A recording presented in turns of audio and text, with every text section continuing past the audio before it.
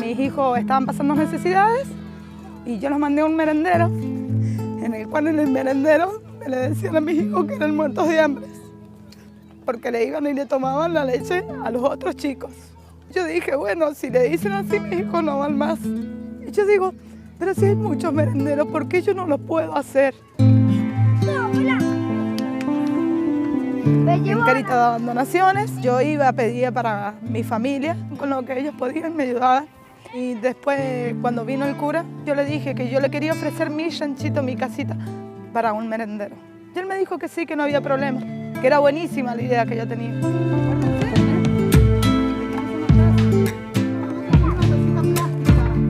Me empezaron a dar lo que es leche, ahora me dan té, hierba, cuando no tienen té, hierba.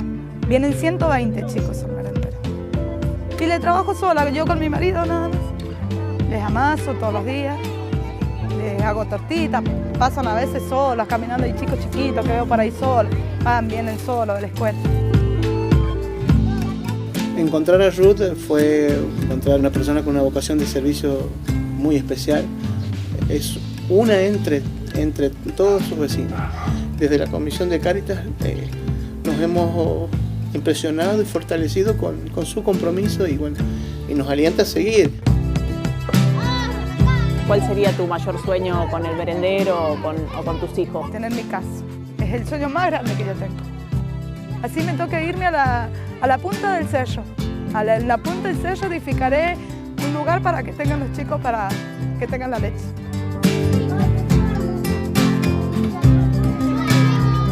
Es muy difícil de explicar la emoción que uno siente al tener tantos chicos. La necesidad de ver que ellos no pasan.